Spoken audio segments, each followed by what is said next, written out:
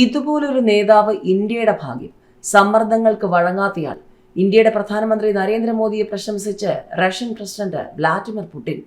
പ്രധാനമന്ത്രി നരേന്ദ്രമോദിയെ വാനോളം പുകഴ്ത്തി റഷ്യൻ പ്രസിഡന്റ് വ്ളാഡിമിർ പുടിൻ രംഗത്ത്. സമ്മർദ്ദങ്ങൾക്ക് വഴങ്ങുന്ന നേതാവല്ല നരേന്ദ്രമോദിയെന്ന് വ്ളാഡിമിർ പുടിൻ പറഞ്ഞു. നരേന്ദ്രമോദിയെ പോലൊരു നേതാവുള്ളത് ഇന്ത്യയുടെ ഭാഗ്യമാണെന്നും റഷ്യൻ പ്രസിഡന്റ് പറഞ്ഞു.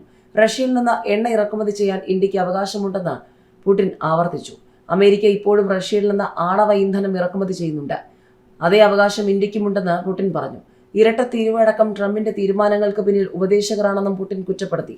ലക്ഷ്യം കൈവരിച്ച ശേഷം മാത്രമേ ഉക്രൈനെതിരായ യുദ്ധം നിർത്തൂ എന്നും പുടിൻ പറഞ്ഞു. വിശ്വസിക്കാവുന്ന സുഹൃത്തെന്നാണ് പുടിൻ മോദിയെ വിശേഷിപ്പിച്ചത്. ഇത് താൻ ഏറെ ആത്മാർത്ഥതയോടെയാണ് പറയുന്നതെന്നും പുടിൻ വ്യക്തമാക്കി.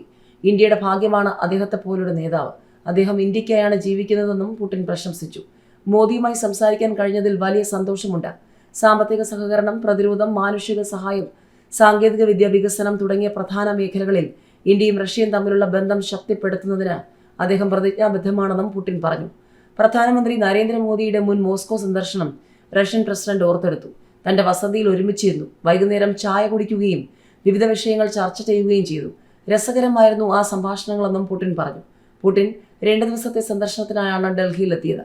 പ്രതിരോധം, വ്യാപാരം, സാങ്കേതിക വിദ്യ തുടങ്ങിയ മേഖലകളിലെ സഹകരണം സംബന്ധിച്ച് ഇരുവരും ചർച്ച ചെയ്യും.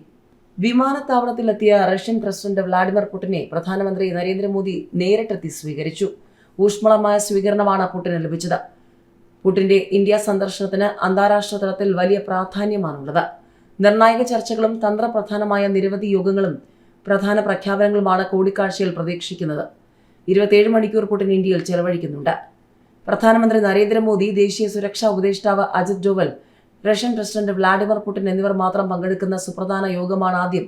കഴിഞ്ഞ വർഷം ജൂലൈയിൽ മോസ്കോ സന്ദർശന വേളയിൽ പ്രധാനമന്ത്രി നരേന്ദ്രമോദിക്കായി ക്രെംലിനിൽ സംഘടിപ്പിച്ച സ്വകാര്യ യോഗത്തിന്റെ ശൈലിയിലാണ് ദില്ലിയിലെ കൂടിക്കാഴ്ച. പ്രധാനമന്ത്രിയുടെ ഔദ്യോഗിക വസതിയായ ലോക് കല്യാൺ മാർഗിൽ നരേന്ദ്രമോദി ഒരു സ്വകാര്യ അത്താഴ വിരുന്നും സംഘടിപ്പിച്ചു.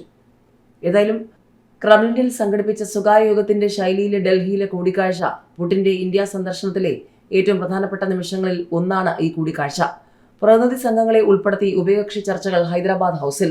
അതിനുശേഷം സംയുക്ത പ്രസ്താവന, റഷ്യ ഇന്ത്യ സാമ്പത്തിക സഹകരണത്തിനായുള്ള 2030 രൂപരേഖ, ലിക്വിഡ് റോക്കറ്റ് എഞ്ചിൻ നിർമ്മാണത്തെക്കുറിച്ചുള്ള ഒരു മെമ്മോറാണ്ടം തുടങ്ങി നിർണായകമായ പല തീരുമാനങ്ങൾ.